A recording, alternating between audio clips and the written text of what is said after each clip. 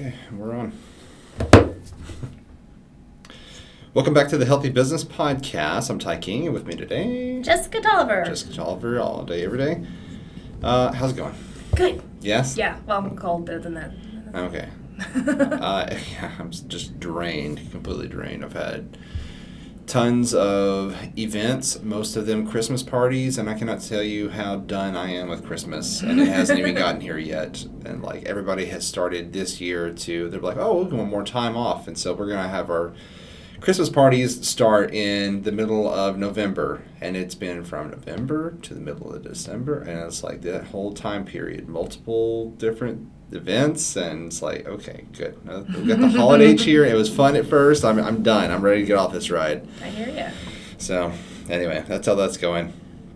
So with the, of course, we're in Christmas season, and then immediately after that is New Year's. A lot of businesses are taking off right now. A lot of planning is going into what are they going to do for 2022. And so I thought we just talk a little bit about that. Like, how do you, I know you're not a fortune teller, right? That's not one of your skills? No. Okay. I'm not psychic. Unless it comes to body mechanics and things of that nature, I can generally divine things there. But when it comes to other things, no. That's okay. I'm not good at reading the tea leaves either, so it's... But with the 2022 coming up, we are looking at a completely different year than whatever we've experienced before, especially with 2019 things were different. Things were running what we call normal. 2020 hit, we had the pandemic. 2021 was sort of a recovery period, and we're still going through that. And then we have the upcoming, like, Omicron is posing a threat against health again and all that. So it's like, I don't know. I've been doing a lot of revamping of people's clients' websites, because they're like, well, we just want to be prepared in case anything else happens. In case we have to shut down the brick and mortar, we want some way we can bring in some kind of revenue. I think that it's hard to talk about things that are negative, like the pandemic, in a positive light without stepping on toes. But it's terrible. I'm going to go ahead and just put that on the table. I'm not trying to say undo that it's a horrible thing, all of that. And two things can be true at once. Mm-hmm.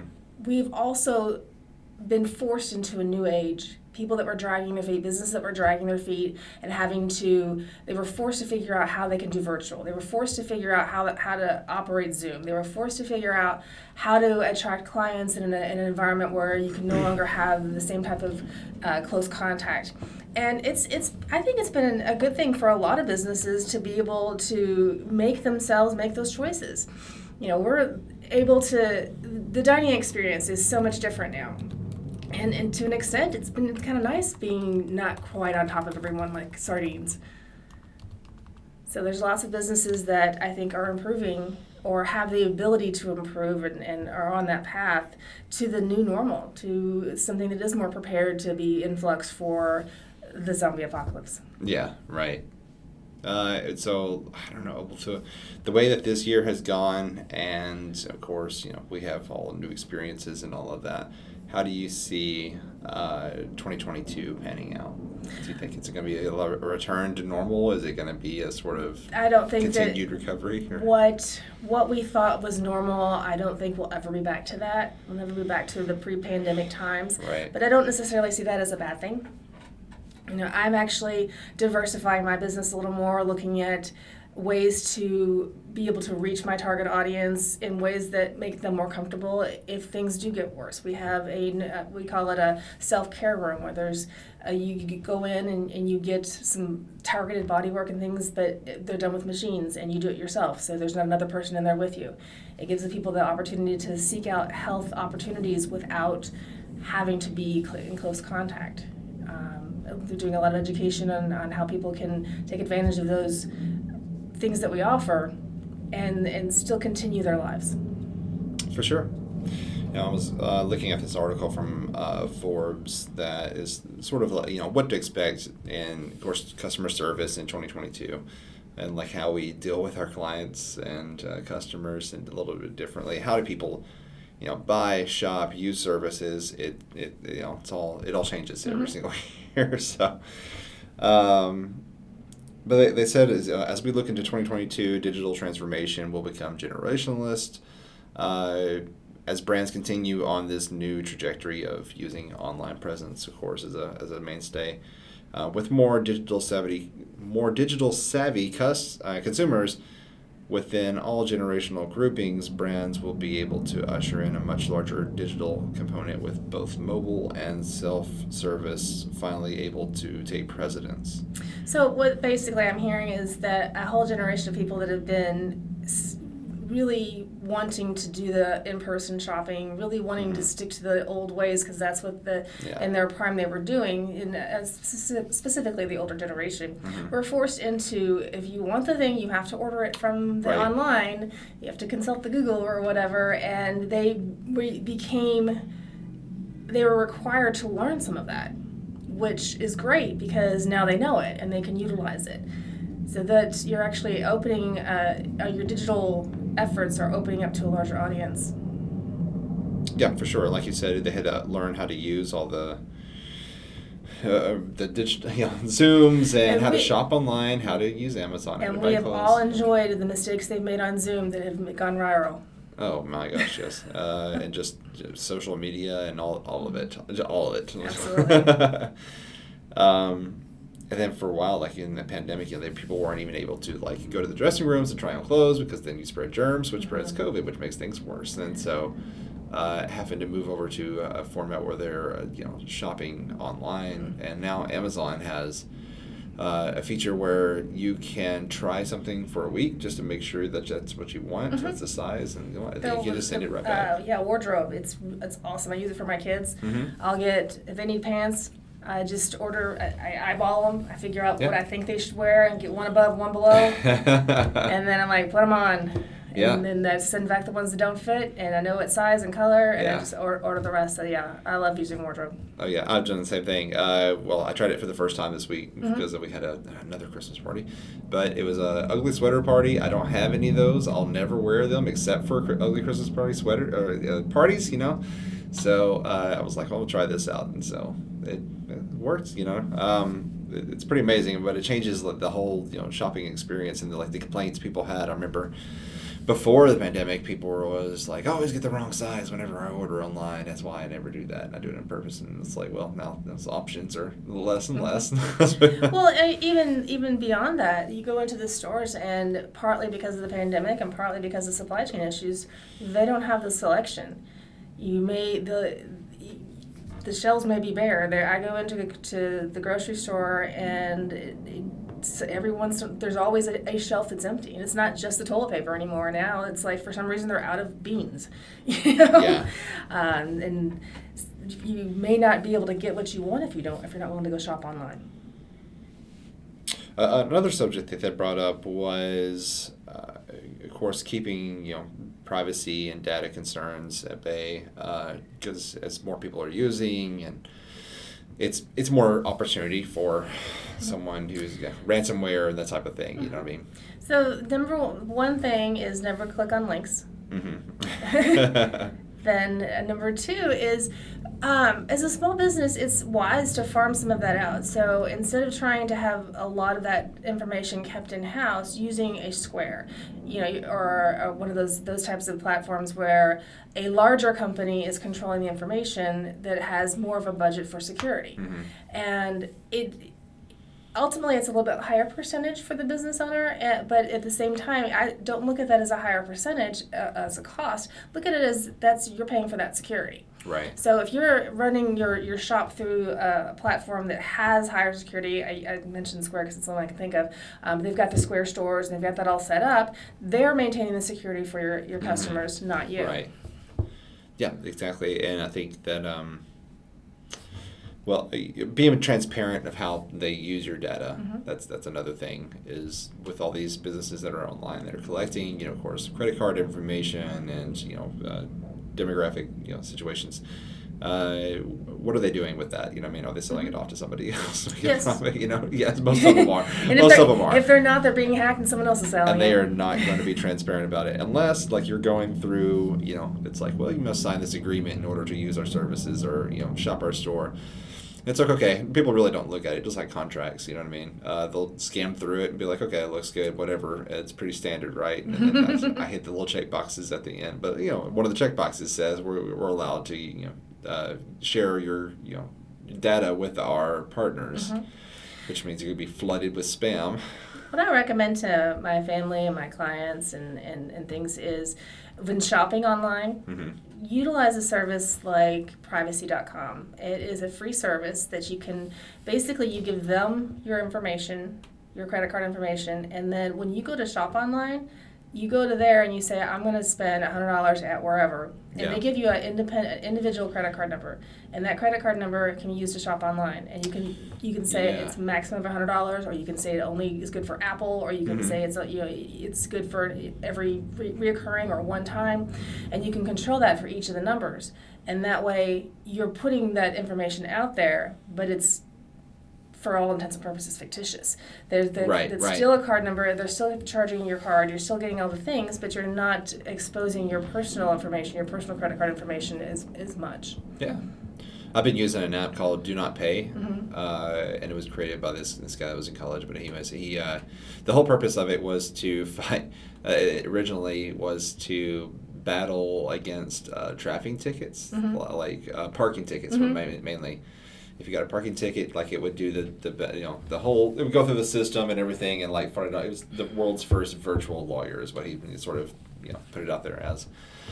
But then seeing as like there was a lot of different other areas that they could touch, and so one of them was like what you said, giving fake credit card numbers that were they're fictitious, of course, but then they link and they only have a certain amount on them. Also, if scammers are calling you and they're asking you for your information, you can also generate a new card and then give them that number, and they'll be able to trace where that person is when they use that number.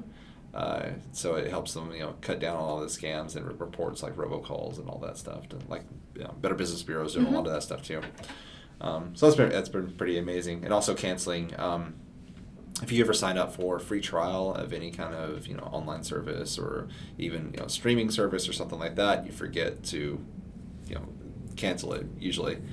You're like, oh, I want to use this for 2 weeks or whatever. The trial, I'll try it out. But if you don't want to keep it, then like they'll continuously keep billing you. So you can just tell them like, hey, cancel this on this date, and then they'll automatically do it. And that's been awesome for me. Let's see, looking at these articles again. So, employee experience. It says that employee experience will be the leading indicator of business success in 2022. Well, with the shortage of workers and a lot of different things. Yeah, the employees have a little bit of an opportunity to shop around for a business, for sure, for an employer. So they're going to go to where the experience is going to be good for them. And a shift. This is even prior to COVID. A shift in the way employees think about their jobs has changed. It's no longer I'm looking for a good pay. I mean, pay is important, but they want more job satisfaction. Yeah. The new generation of workers wants. They want an espresso machine. That's important to them. Or they want Flex Tuesdays, or these things that are not monetary that are very important. They want to be able to bring their dog to work. Right, yeah. Exactly. I've got a client that does staffing for all kinds of other different businesses, and we were looking at like what are some of the the things that how has it changed? I mean, I was having a kind of discussion about that, and it's kind of like how the table has turned, because previously employers were like, you get to work here. That was kind of the statement that they took. I mean, was like you have it's your privilege to be able to work here. But now, since the pandemic and everything, and like you said, well, people get comfortable and working from home and all these things. But now the employers are looking at it as, okay, well, we get to have employees. You know what I mean? Instead of you get to work here, it's like we get to have employees. So like, what are you offering for your that? And I mean, it's forcing employers to really reevaluate their team and who's needed, who's not, and then really take care of those needed people and eliminate positions that aren't necessary anymore. Sure. I mean, you don't have to have the same business model, because everyone was forced to do things a little differently. People learned that they can do things differently. And that's great for them. If an employer is willing to embrace that, they have a good opportunity to remodel their business to be more resilient in the face of adversity. Yeah, for sure. I think you're right on it with that. Okay. 4 on this article. The Innovation, Socialization, and Collaboration Hub emerges. So working together as far, I'm not talking like company retreats and stuff like that. The stuff that people hate to go on anyway. They're like, you'll see it on social media. Oh, so glad I worked for this company and we got to go out to this cabin for the weekend. Yada yada yada yada. But really, you talk to them, they're like, man, I'm so glad that was over. Well, a lot of that was done because all the people who write the self-help business books were saying that you need to have this team collaboration, and there was never a pathway to do it. They just said do it, and employers wanted to attract the best employees, and we're trying to build teams and trying to do all these things, and there was this culture of go on the retreats, force people into a room, and that psychology never really worked. But it definitely sold books, so they did it. And now that things have changed and all that closeness actually isn't productive, they're seeing it for what it is and are making different types of ways to develop that team spirit. Yeah. Yep, absolutely. 5 on the list says brands will invest more than ever in the frontline employee experience. So what they're trying to, what they're saying is the front line, that's the person who greets your clients first. Yeah. They want them to be happy, because if they're not happy, then they're not giving the customer the best service. I guess, that's how I'm hearing that. Yeah. The comment here says, despite the emergence of new competitive self-service technologies and channels, voice and email are still the most popular customer service channels. Moreover, the channels are the go-to channels when a customer's issue is urgent, concerning, or complex. And so that means that when interactions are critical and can make or break a customer's relationship with the brand if not handled well, therefore it is encouraging to hear vendors talk about the importance of the agent's experience and how their tools can help them deliver. So that's actually been a trend that's been happening for a while. So there was a huge push in the late 80s and 90s to outsource to India and other countries, Pakistan, for all of this customer service. Sure. And it was because it was a dollars issue. It was very cheap. It was cheaper to do it over there. They were on different time zones, so they were able to work the evening shifts and things of that nature. And it worked for what it was. But then people started hating it, and consumers didn't appreciate that, and so there was some pushback.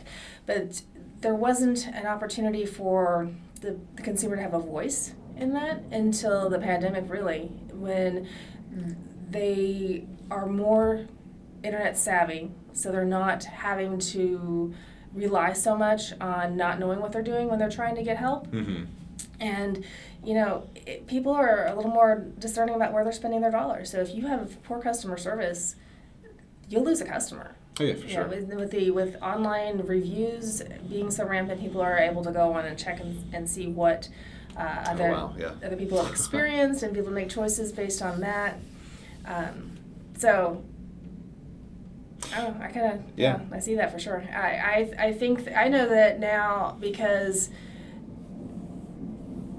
I don't know.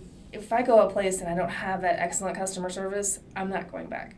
Right. Even though there's fewer businesses that are open, even though that there's fewer selection, I went for a couple months with none. So I know how I can live without that. I think that's people may have a better understanding of what's necessary, and they don't have to put up with that. So keeping your employees happy keeps your customers happy. Yeah, for sure. And if customers can't reach you when they call the number that they're supposed to call for customer service, it's a recording saying, "Hey, leave a message. We'll get back to you." That only adds to the irateness of. It also is important to meet your customers where they are, because if I can deal with something on chat or text or email, sure. I'm going to. Whereas another customer would want that voice opportunity. So not putting all of your customers into the same box allows you to be a little more fluid with them and have higher retention. Yeah, so a lot of these other ones don't really apply to anything other than like the major businesses that are out there. It's important that small businesses every year, regardless whether it's a post-pandemic year or not, to look forward to what their goals are for the new year. And as a brand new budding entrepreneur and business owner, I had difficulty with that because I don't know what to expect. I don't know how to look for what's going to be in the first quarter, or and there's not really a way to teach that. It's almost like you have to just kind of figure it out. But even if you don't have marketing goals and you're doing your first quarter budgets and you have your whatever stockholders meetings, even if you don't have all of that and you're just, Bob's shop, you still should have some marketable and measurable goals for the year. You should say, okay, I want to hit a certain sales number by a certain time. And if you don't make that, or you do way too early, it gives you an idea of where you're going and how you're doing it. And every time you do that, you get better at making the predictions and setting the goals. For sure. So in all of that, that's not just making money. That's not just, you can say how many customers you want to have reached out to, or how many widgets you want to have produced, or how many, entering a new market. Any of those things can be goals for your business. But you have to have a direction or you won't get anywhere. Yeah, absolutely. I mean, knowing what your goals are and how to putting a plan into how to hit those, of course. And I think we've had that on every episode that we've talked about. A lot of businesses learn the hard way that they have to have an emergency fund. So that should be on everyone's wish list if they haven't started thinking about it already for next year. If something does happen, if another virus or the zombie apocalypse comes around, if anything happens, being prepared in multiple different ways, financially, having an online backup, having different processes available to you is important. And some businesses learned the hard way, which is why they didn't survive the pandemic. Yeah, for sure. Absolutely. Well, anything else you see in 2022? Well, I mean, I've got all kinds of things going on in 2022. I've opened up the school. You, for sure, I've got so we've got a lot of things going on. I would like to. My goal for 2022 is to take a couple of days off. Okay, that's your goal. In a row. Yes. It's the big goal you're working towards. And get the podcast room done, the media room done. Yes, I know. We're without a camera today because we can't get any of the cameras to work, so great. But, growing pains. Yeah, definitely is. But, hopefully soon. Good deal. Yeah.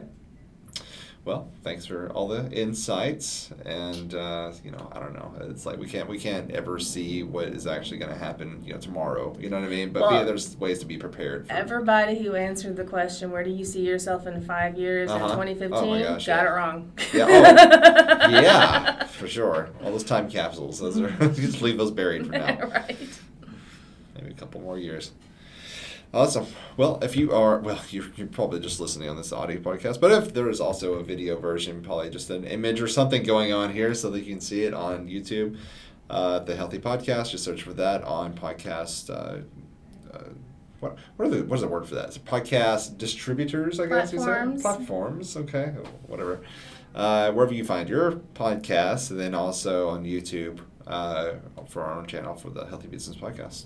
Awesome. Awesome. Well, until next time. Until next time.